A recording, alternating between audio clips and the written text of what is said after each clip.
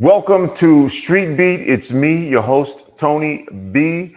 Excited to be here today. This is kind of going to be an extension of what we do on coronavirus.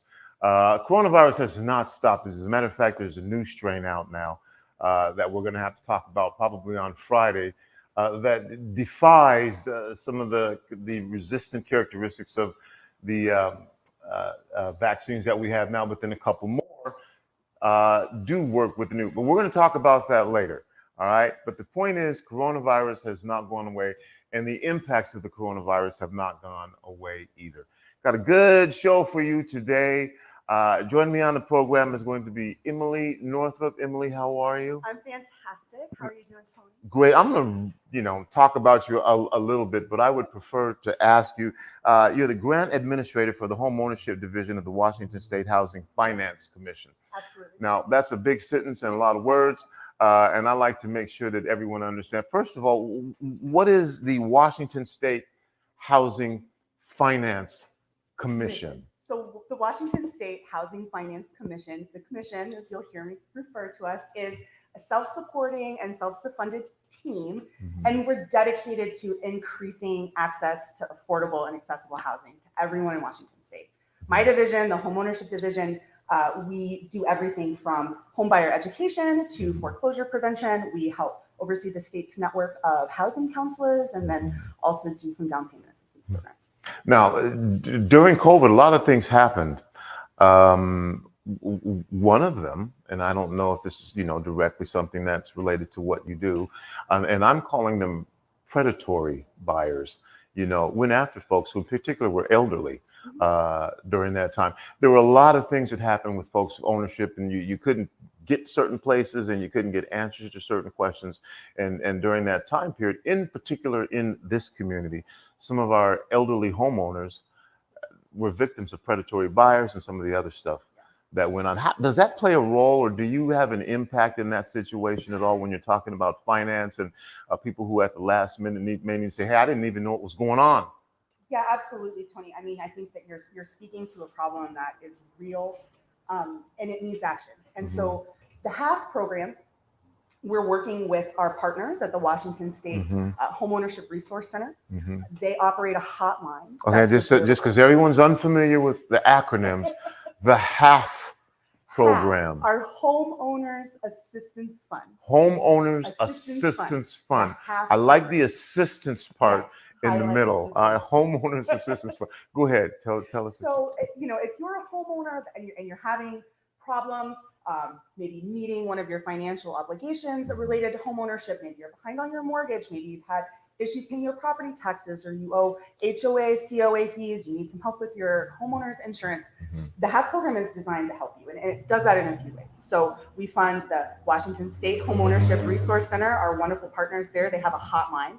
Any homeowner in the state can call, and they can get free, confidential advice about their situation, and they can refer them to other resources that can help. Okay. We also support our network of HUD certified housing counselors. Those are available to any homeowner in the state, as well as civil legal aid attorneys who can be your advocate. They can advocate for you on behalf to your servicer, make sure they fulfilled all their loss mitigation obligations. Like you were saying, there's a lot of ways to prevent foreclosure. Not all of them require financial assistance grants, and those housing counselors are going to be your point of contact and the best advocate. Okay. Homeowner Assistance. Yes. Fund. You talked about it a little bit.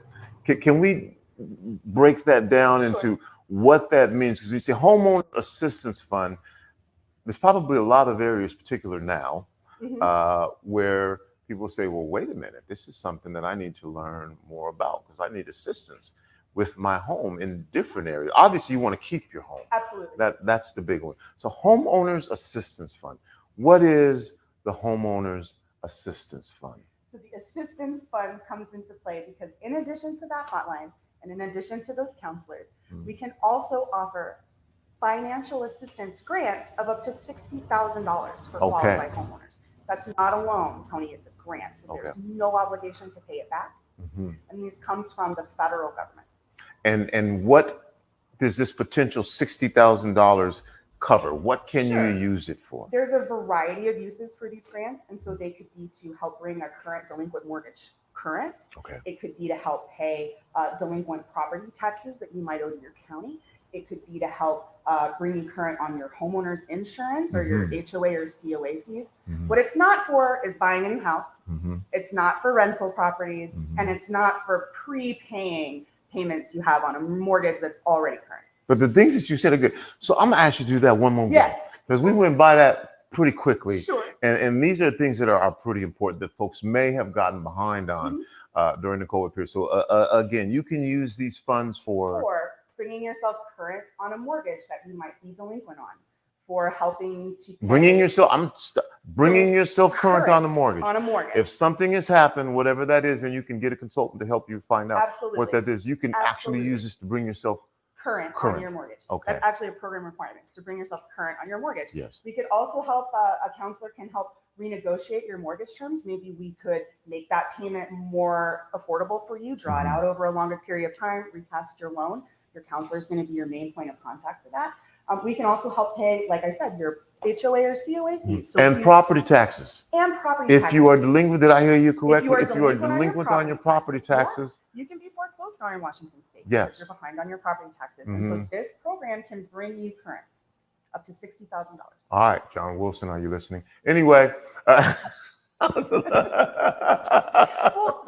we get too far into it, though, there are a few restrictions. Okay. We're looking for folks that own and live in their home, so owner occupied. It can be a single family home or a small multifamily unit, so maybe a duplex, triplex, quadplex, but the owner has to live there.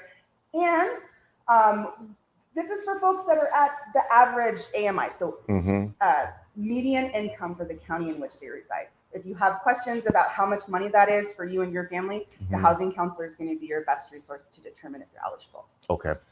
I want to do this real quickly, and this won't be the last time that we do this.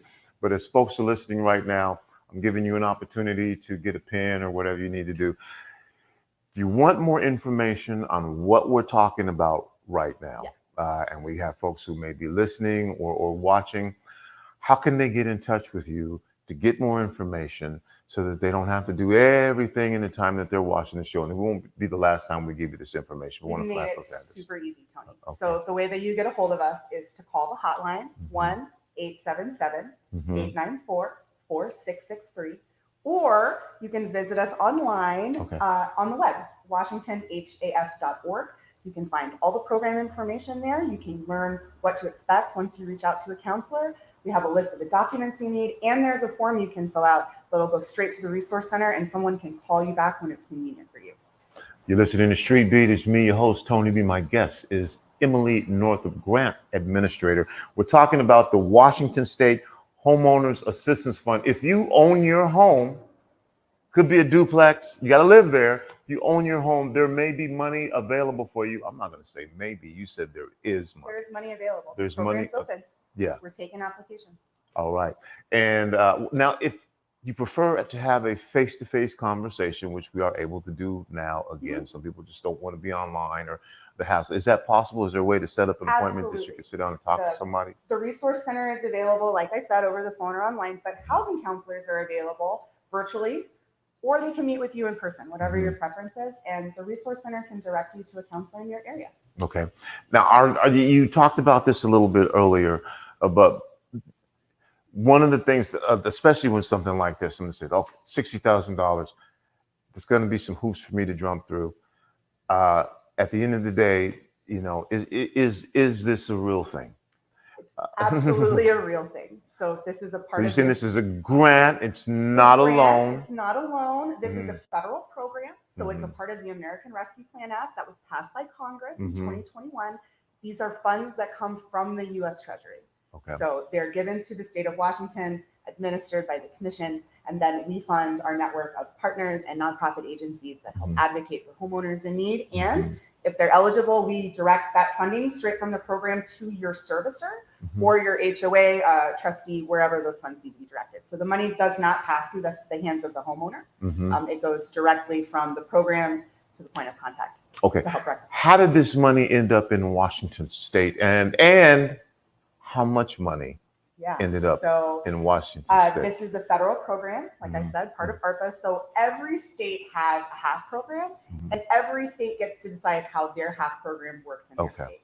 So if you're finding information about a national Hap program, fair warning, it might not apply to the way things are designed here in Washington. But yeah, federal program. And I think it's just, it's really important that folks realize that your information is going to be safe. We'll never sell it. This is, our counselors are certified through HUD. And so your information is safe. You can absolutely interact with the program. If anyone offers to help you fill out your application for a fee, that's the best way to know that it's a scam. Okay. So always free. Okay. And again, I'm staying on this money thing because people, Absolutely.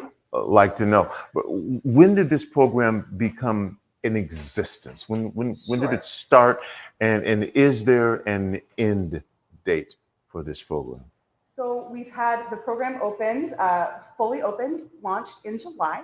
So we've been open for about 90 days. 2022. Yeah. Okay. Brand new program. Okay. So we've earmarked about $120 million for direct financial assistance for homeowners. $120 million is available for Washington State. For Washington State, and that's throughout the state. That's throughout the state. Okay. So we've been open for about 90 days.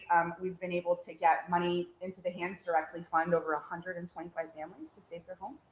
We've committed at this point about $3.5 million.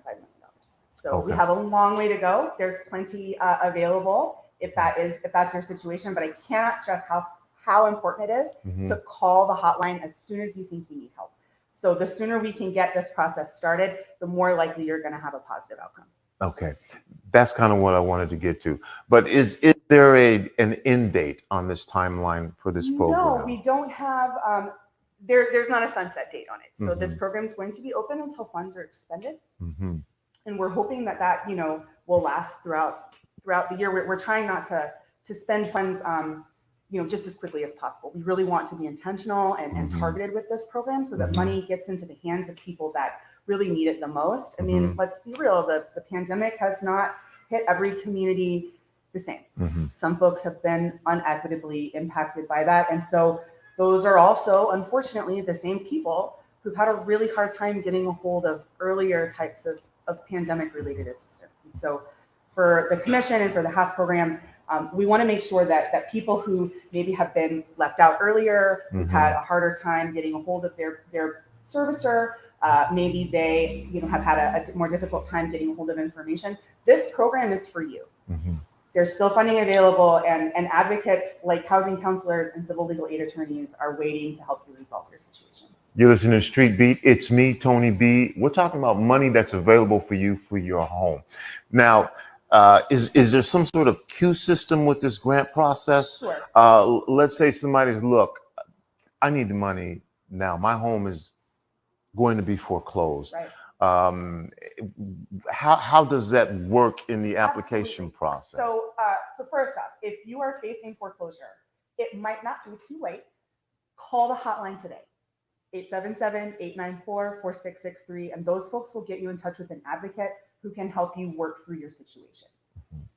So will there be a queue? Yes, there's a queue. We're working with the vendor. We have an online portal that applications are underwritten through. You're not given a number. Things are handled to an extent, the order in which they're received. But some cases require a little bit more hands-on, and so that could maybe lengthen your timeline. What we're finding, though, is that once a client gets all of their documents into us, and sometimes that can be a challenge, most cases are resolved within 30 to 45 days. Within 30 to 45 days. Okay. I want to talk a little bit about the application process. Sure. And I know this can be difficult. It may not be something that we can really get into, but this often can be a barrier. Yes. A barrier. The first thing is what if English is not your first language? Absolutely. And that has been a huge barrier to a lot of people seeking assistance. And so help from the hotline is available through direct translation services in over 220 languages. And we have direct Hap materials available in English, Spanish, Chinese, Vietnamese, and the Somali language.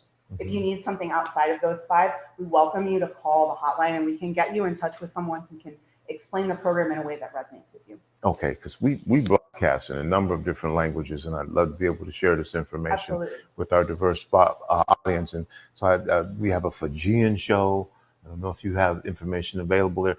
We have a show that broadcasts in Tagalog for Filipino community, of course, Spanish and Vietnamese and Somali as well.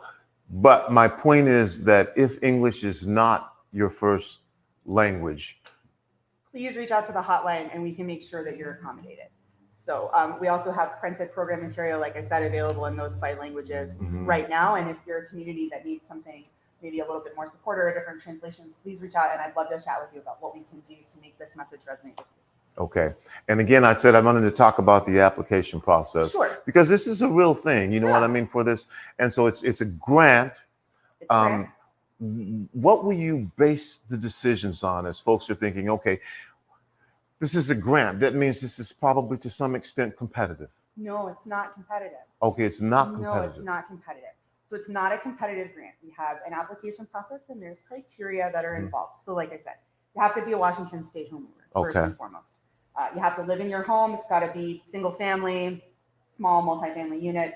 It could be a manufactured home that you own, though, on rented property. Those are also available.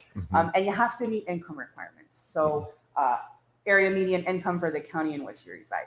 Those are the 3 main program components. And from there, you know, you'll talk with your counselor and they'll help you decide which loss mitigation option might be best for you. Like I said, it may not be financial assistance. That may not be what helps resolve your situation the best. I'm going to dig a little bit deeper into that because that one may be one that folks, when you say median income requirements, what does that mean? So AMI is area median income, and it's a figure that HUD and the federal government uses to determine your family size and the amount of money you make every year. And so for the Hap program, it's dependent county by county and the size of your family.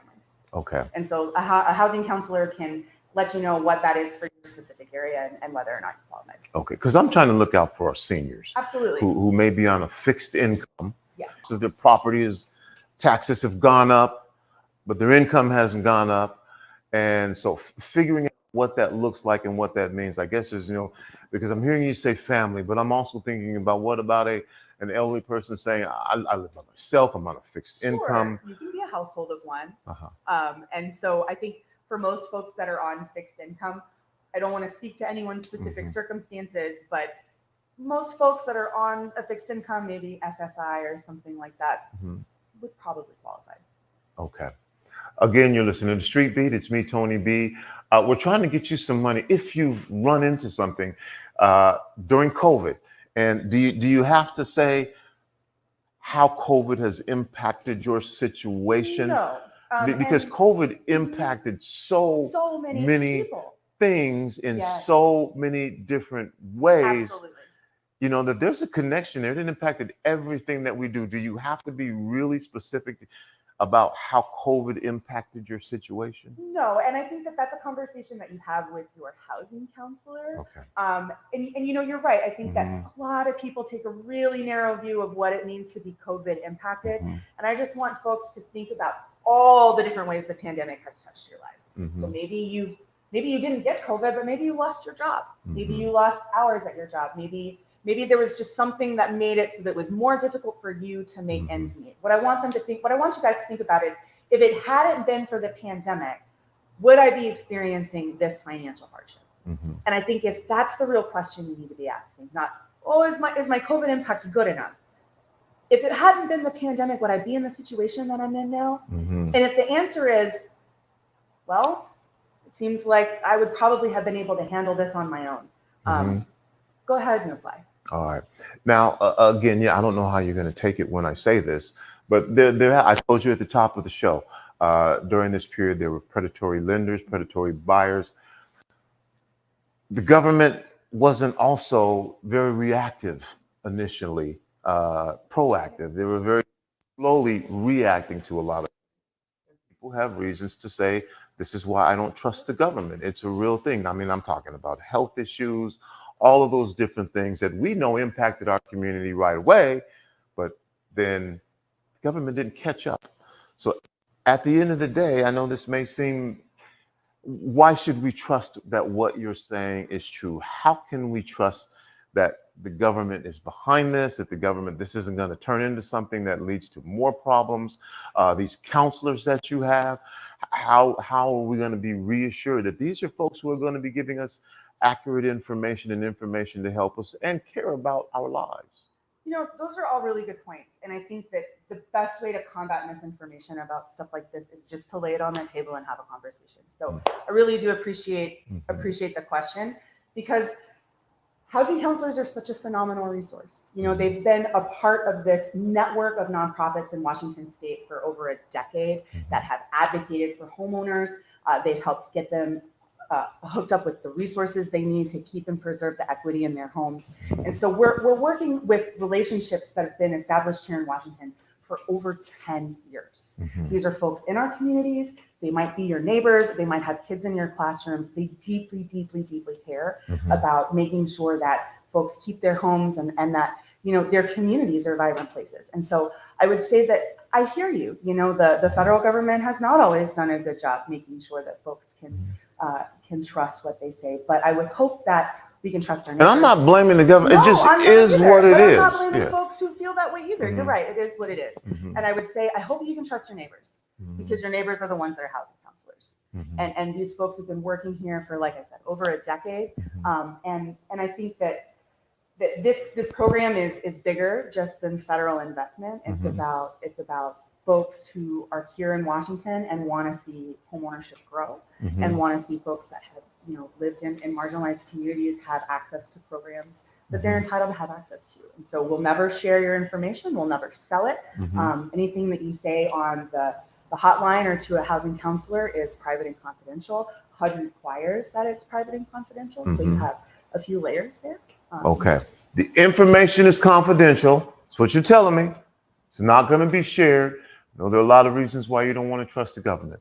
And I want to key in again on we're almost out of time, and we've given people a whole bunch of information, but I want to key on, if you're a homeowner, all right, there's money of $120 million statewide.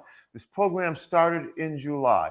If you need assistance with your home, if you need to pay your back taxes on your property tax, this program's for you. All right. If you've gotten behind, programs for you. Okay, and there was one more big one. If you need help paying your homeowner insurance fees, we can help you with that. And for HOA or COA, homeowner association or condo association dues, we can help bring those current as well. You can help with those as well. Now, again, how do you find out about this? Where do you go for more information? So for more information, please call the hotline 1-877-894-4663, or you can find us online at washingtonhaf.org. The services of the hotline and housing counselors are available to any homeowner in Washington State, regardless of your income level or situation. So you've got advocates in your back pocket. You just got to call them, All right, we got about 1 minute left. Actually, I promise you the show that you're waiting on now, if you just tuned in, is going to come up in about 1 minute. But I want to give you an opportunity for final words here, to say something to those who are watching, listening right now, that I haven't covered, that you want to make sure that you share with our listeners. If I could just say one thing, I hope you take away from this conversation I've had with Tony today, it's that help is available for you. There are advocates out there who want to help bring your situation to the best positive outcome. And all you have to do to get a hold of it is to call the hotline or visit us online at washingtonhaf.org. All right. Well, I'm going to hold your feet to the fire on this. Please do. Please because some other stuff has come out and folks have tried to make it happen and it didn't happen. And this is critical, this information. And if this information that you're telling me is true, which I'm going to take it as, and we're going to do our due diligence and do some research, take advantage of this opportunity to make sure that your home is taken care of. There is money available. There's federal money. Each state got money. Washington State got funding as well, but it may be different than it works in California. If you're talking, it's maybe different than it works for someone in New York. So call and get this information. Somebody will talk to you. Someone will talk to you. And if you need to, you can sit down with somebody. Absolutely. Okay. Absolutely. All right. I'm going to hold your feet to the fire on this. Have me back. I'd love to tell you what a great job we're doing, helping people save their homes. Overtime, that's it. That's all the time I have. That's going to do it for the kid. It's me, Tony B, and on behalf of Emily Northrup and your opportunity funding for your home. I just want to say, whether you believe you can or whether you believe you can't, you are probably right. I'm out. Peace.